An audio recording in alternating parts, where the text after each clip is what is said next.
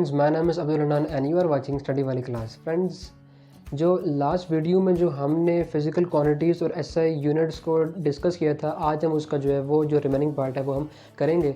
तो हम स्टार्ट करते हैं। फिज़िकल क्वांटिटीज़ की हमने बात की थी सही, मतलब डिटेल में। तो हम आज जो फर्स्ट जो हम स्टार्ट करेंगे वो ये है कि हम फिज़िकल क्वांटिटीज़ को मेजर कैसे करते हैं। तो जो हमारे पास जो स्टेप हैं वो बेसिकली 2 स्टेप होते हैं। स्टेप्स टू मेजर अगर हम देखें तो जो पहला स्टेप होता है फिज़िकल क्वांटिटी को मेजर करने के लिए वो होता है कि चॉइस ऑफ स्टैंडर्ड।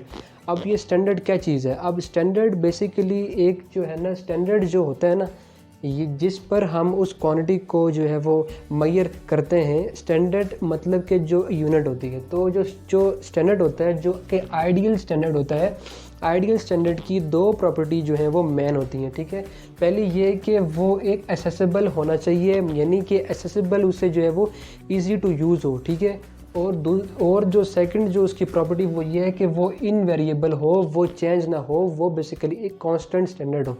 तो पहली जो चॉइस ऑफ स्टैंडर्ड जो है वो एक जो फर्स्ट स्टेप है। जब आपके पास स्टैंडर्ड आपने चूज़ कर लिया तो उस जो सेकंड स्टेप वो ये है कि establishment of procedure to measure it. फिर हमने जब स्टैंडर्ड को मेजर कर लिया तो हमने फिर अपना जो प्रोसीजर है, जो मेथड है, वो हमने जो है वो इस्टेब्लिश करना है। जैसे कि अगर आपके पास कोई लेंथ है और आपने किसी बॉल की लेंथ को मेजर करना है तो आप जो स्केल या फिर जो है वो वर्नियर कैलिपर से आप उसको जो है ना मेजर करते हैं। या फिर अगर बहुत ही जो है वो स्मॉल थिंग है तो आप स्क्रू गेज को भी यूज़ करते हैं। ठीक हो गया। तो इसी तरह जो है वो जो अदर क्वांटिटीज़ की भी हमारे पास मेथड होते हैं। जैसे कि अगर कोई हमारे पास वेट है तो वेट को मेजर करने के लिए हम टॉर्जन बैलेंस को यूज़ करते हैं। ठीक है, उसके बाद जो हमारे पास जो आज हम पढ़ेंगे, उसके बाद जब आपने मेजर कर दी तो जो बेसिकली जो फिज़िकल क्वांटिटी की जो रिप्रेजेंटेशन है वो एक नंबर प्लस यूनिट बेसिकली जो है वो फिज़िकल क्वांटिटी की रिप्रेजेंटेशन होती है। सेकंड थिंग ये कि जो बेस क्वांटिटी है, बेस क्वांटिटीज़ हमने लास्ट जो हमारा जो लेक्चर था उसमें हमने पढ़ा था कि इसकी क्या डेफिनेशंस हैं, क्या इसकी डिस्कशन क्या है। आज हम देखेंगे कि जो मेन जो 7 जो बेस क्वांटिटीज़ हैं वो कौन कौन सी हैं और उनकी यूनिट है। तो फर्स्ट ऑफ ऑल लेंथ हमारे पास जो है वो बेस क्वांटिटी है और इसकी जो यूनिट ऐसा यूनिट है वो मीटर। ठीक है, मीटर को हम रिप्रेजेंट करते हैं स्मॉल m से। ठीक है, उसके बाद जो मैस है, ठीक है, जो सेकंड हमारे पास जो बेस क्वांटिटी है इसकी जो यूनिट है वो किलोग्राम है और इसको रिप्रेजेंट करते हैं हम केजी से। उसके बाद जो थर्ड जो हमारे पास जो बेस क्वांटिटी है वो है टाइम। टाइम को हम जो ऐसा यूनिट है टाइम की वो सेकंड है और सेकंड को रिप्रेजेंट करते हैं एज स्मॉल एस से। फोर्थ जो बेस क्वांटिटी है वो है इलेक्ट्रिक करंट। ठीक है, और इलेक्ट्रिक करंट को हम एम्पेयर ए से जो है ना रिप्रेजेंट करते हैं। फिर हमारे पास जो फिफ्थ है वो है थर्मोडायनेमिक टेम्परेचर। ठीक है, थर्मोडायनेमिक टेम्परेचर को हम केल्विन कैपिटल के से रिप्रेजेंट करते हैं। ठीक है, केल्विन इसकी जो है वो यूनिट है, ऐसा यूनिट है। सिक्स जो बेस क्वांटिटी है वो है इंटेंसिटी ऑफ लाइट और इंटेंसिटी ऑफ लाइट को हम मेजर करते हैं कैंडेला CD, स्मॉल CD को में इसको मेजर करते हैं। ठीक है, जो कि इसकी ऐसा यूनिट है। उसके बाद अमाउंट ऑफ सब्सटेंस एक लास्ट बेस क्वांटिटी है और इसकी जो ऐसा यूनिट है वो है मोल और रिप्रेजेंट करते हैं MOL से। कि जो सप्लीमेंट्री यूनिट्स हमने पढ़ा था कि जो प्योरली ज्योमेट्रिकल क्वांटिटीज़ हैं उनकी सप्लीमेंट्री यूनिट्स होती हैं। ठीक है, और जो यूनिट्स हैं वो बेसिकली 2 होती हैं। ठीक है, जो पहली यूनिट जो है वो रेडियन है। ठीक है, और रेडियन को हम रिप्रेजेंट करते हैं RAD।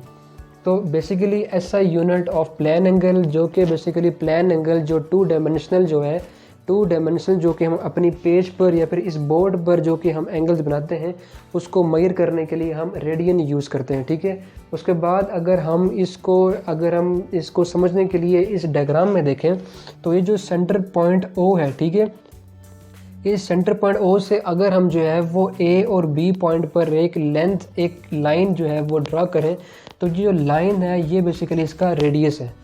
तो अगर ये जो A और B जो आर्क है, ठीक है, ये वाली जो आर्क है जिसको हम S या L कह रहे हैं, ठीक है, अगर इस आर्क की जो लेंथ है, ठीक है, वो अगर रेडियस के इक्वल है, मतलब कि अगर ये पोर्शन A और B का पोर्शन OB के इक्वल है या फिर AOA के इक्वल है, तो जो एंगल जो सेंटर पे ये जो दो लाइंस बना रही हैं इसको हम कहेंगे कि वो एंगल रेडियन है, ठीक है। रेडियन थीटा एंगल 1 रेडियन उस वक्त है जब कि आर्क इक्वल होगी रेडियस की, ठीक हो गया। और इसके लिए इसके क्वेश्चंस को हम जो है वो इसके क्वेश्चंस को सॉल्व करने के लिए जो कि हम फार्मूला यूज़ करते हैं वो S = r थीटा बहुत ज़्यादा इम्पॉर्टेंट है। अगर हमारे पास जो है वो r गिवन है और थीटा गिवन है तो हम इसकी r की लेंथ को फाइंड कर सकते हैं, या फिर अगर जो है वो r की वैल्यू गिवन है और थीटा की वैल्यू भी गिवन है तो हम रेडियस को फाइंड कर सकते हैं, ठीक है। तो S = r थीटा ये इसका फार्मूला है। फिर अगर हम इस एग्जांपल में देखें तो क्वेश्चन ये है कि which of the following is correct for 1 complete rotation. तो 1 कंप्लीट रोटेशन जो बेसिकली अगर एक पॉइंट ए से स्टार्ट हुआ कोई बॉडी, ठीक है, और वो मूव करके जो है वो बेसिकली उसी पॉइंट में आ गया तो वो एक 1 कंप्लीट रोटेशन है। तो 1 कंप्लीट रोटेशन जो है वो कितनी होती है, अगर हम जो इसका जो ऑप्शन नंबर ए देखें तो 2 pi radian, option B 360 degree, option C 6.28 radian, या फिर डी ऑल ऑफ दीज। तो बेसिकली इसका जो करेक्ट ऑप्शन है वो ऑल ऑफ दीज हो गया, ठीक है। उसके बाद हम देखते हैं कि जो 1 कंप्लीट रोटेशन 2 पाई रेडियन भी होती है और 360 डिग्री भी होती है, ठीक है। 2 पाई रेडियन इक्वल है 360 डिग्री के, ठीक है। तो अगर हम इसको सिंप्लीफाई करें तो जो आंसर आता है वो pi radian equal to 180 degree होता है, ठीक है। अगर हम देखें तो इससे अगर हम 1 रेडियन की वैल्यू अगर हम निकालें तो 1 रेडियन जो है वो 57.3 डिग्री के इक्वल होगा और 1 डिग्री जो है वो 0.0174 रेडियन के इक्वल होगा। तो सेकंड जो सप्लीमेंट्री यूनिट्स को देखें तो इसमें स्टेरेडियन इसकी सेकंड यूनिट है। स्टेरेडियन को हम SR से जो है वो रिप्रेजेंट करते हैं। पहली बात यह है कि स्टेरेडियन जो है वो एक सॉलिड एंगल का यूनिट है। तो जो 3 डायमेंशनल जो ऑब्जेक्ट जो कि एंगल बनाती हैं वो स्टेरेडियन में हम उसको मेजर करते हैं अंडर द सिस्टम इंटरनेशनल। तो अब अगर हम इसको समझने के लिए इस डायग्राम को 3 डायमेंशनल को अगर हम 2D में अगर बनाएं और ये एक सफ़ेयर है, ठीक है। एक सफ़ेयर को अगर हम सफ़ेयर का एक पैच लें, ठीक है, एक पैच है और वो पैच जो है वो एक सेंटर के साथ पॉइंट O पर एक एंगल बना रहा है, ठीक है, ये एंगल बना रहा है। अगर ये एंगल जो है वो उस वक्त स्टेरेडियन के इक्वल होगा जब ये एरिया जो है, इस डायग्राम में देखें कि जब ये एरिया जो है वो r² के इक्वल होगा और इसको हम एरिया ऑफ सेक्टर भी कहते हैं, ठीक है। तो जब ये एरिया जो है वो r² के इक्वल, जब ये एरिया r² के इक्वल होगा तो जो एंगल ये बना रहा है अपने सेंटर पॉइंट से उसे हम स्टेरेडियन कहते हैं, ठीक हो गया। अब इसको समझने के लिए इसको जो है वो एक कॉन समझें, ठीक है, इसको जो है वो कॉन समझें इस तरफ से ये वाली, और ये बेसिकली उसका जो है ना वो एरिया है ऊपर से, मतलब ये इतनी ज़्यादा जो है वो डिसेंट तो नहीं मैंने बनाई, लेकिन आप अगर समझ दें तो अच्छी बात है। तो अगर आप इसको देखेंगे अगर ये एरिया है और ये कॉन है तो ये जो कॉन अपने जो एंगल बना रहा है इस पॉइंट O से, ठीक है, ये जो एंगल बना रहा है पॉइंट O से, ये बेसिकली इसका एरिया है। अगर ये एरिया जो है वो r² के इक्वल है ये एरिया, तो उस वक्त जो है ये बेसिकली जो है वो स्टेरेडियन एंगल होगा, ठीक है। तो मैंने लिखा भी हुआ है कि थीटा जो है वो 1 स्टेरेडियन होगा जबकि एरिया जो है वो r² के इक्वल है, या फिर अंडर रूट अगर एरिया का लें तो वो r के इक्वल होगा। तो उस वक्त जो है वो एरिया जो है वो अगर जब एरिया r² के इक्वल है तो फिर जो एंगल है वो 1 स्टेरेडियन के इक्वल होगा, सही हो गया। जो स्टेरेडियन के लिए जो हम फार्मूला यूज़ करते हैं वो बेसिकली एरिया = r² थीटा हम यूज़ करते हैं, ठीक है। एरिया = r² थीटा ये बहुत ज़्यादा जो है ना इसके लिए यूज़फुल है। अगर आपके पास अगर रेडियस की वैल्यू गिवन है, थीटा की वैल्यू गिवन है तो आप एरिया को फाइंड कर सकते हैं, ठीक है। यानी कि अगर कोई भी 2 गिवन है तो आप थर्ड की वैल्यू को आसानी से उसको सॉल्व कर सकते हैं, ठीक हो गया। उसके बाद अगर हम देखें कि जो 1 कंप्लीट स्फीयर की अगर बात करें तो 1 कंप्लीट स्फीयर जो एंगल होता है वो 4 पाई स्टेरेडियन के इक्वल होता है। 4 पाई स्टेरेडियन जो है वो 12.56 स्टेरेडियन के इक्वल होता है, ठीक है, जो कि कंप्लीट स्फीयर जो एंगल बनाता है, सही हो गया।